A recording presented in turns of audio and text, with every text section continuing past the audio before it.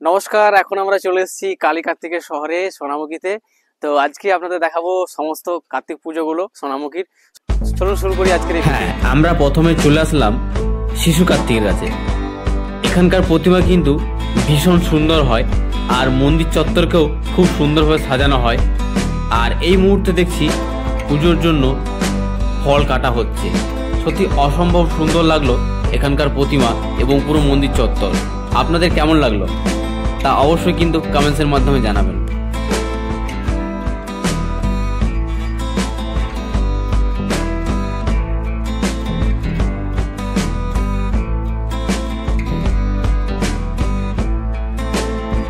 এখন আমরা চলে এসেছি বকুল কার্তিকের কাছে। হ্যাঁ, এখন আমরা বকুলতলায় চলে এসেছি। তো আমাদের কাছেই রয়েছেন বংশীধর বাবু। তো উনি এই মন্দির সম্বন্ধে দু চার কথা বলবে, আপনারা শুনুন মন দিয়ে। হ্যাঁ, বলছি এই যে মন্দিরটা ধরুন বলছেন 400 বছরের পুরনো, মানে কিভাবে এত মানুষের কাছে পৌঁছালো, মানে এত জাগ্রত কিভাবে হলো যদি বলেন। জাগ্রত হলো বলতে আমাদের এখানে কার্তিকের কোনো পায়ে জুতো নাই, এখানে খালি পায়ে থাকে।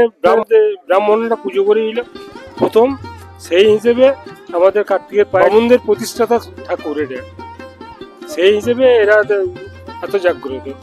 বা অনেক সময় অনেক ঘটনা ঘটে গেছে, অনেক দূরের থেকে লোকে এসে আপনার ওই ডোনেশন বা কোনো মানত করে যায়, বা তাদের সাফল্য হলে তারা সেগুলো দিয়ে যায়।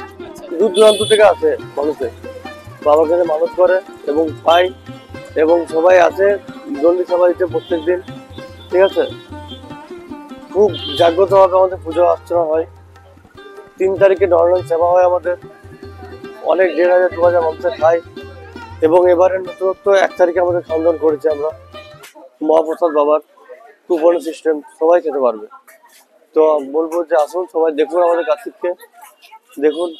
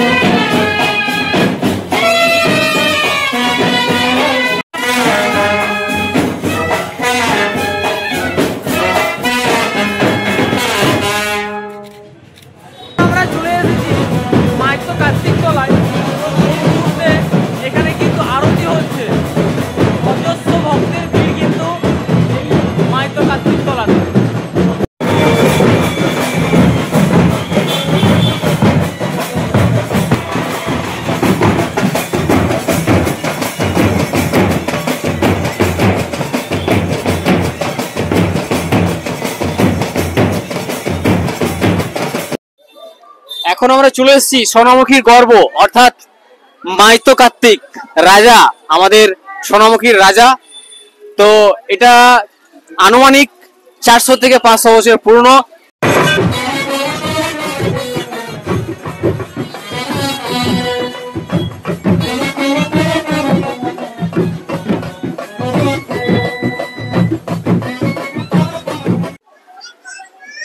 হ্যাঁ, এখন এসে উপস্থিত হয়েছি আমরা বড় কার্তিকের কাছে।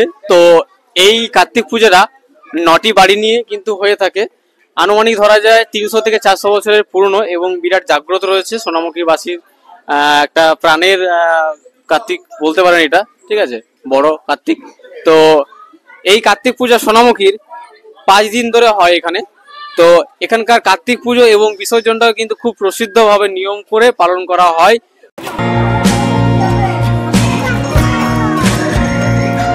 কার্তিক প্রথম পূজা হয়, একেবারে নির্দিষ্টভাবে কিছু বলা যাবে না যে একেবারে এই সময় হয়েছে। মোটামুটি 400 বছর আগের থেকে হয়তো বড় কার্তিক পূজা হচ্ছে। এখানকার পাড়ার যে 9 ঘর বলা হয় আমাদের এখানে, 9টা ঘর মিলে পুজোটা প্রথম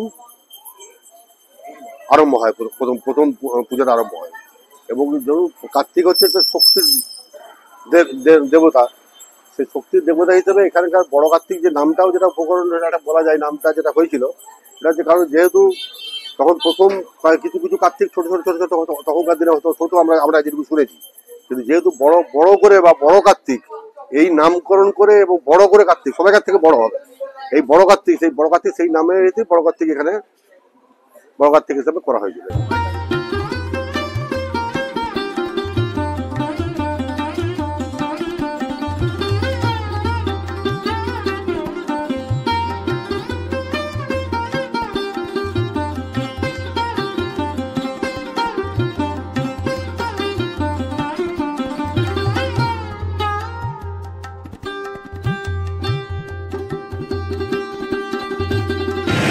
এখন চলে এসেছি শিক্ষা কার্তিকের কাছে।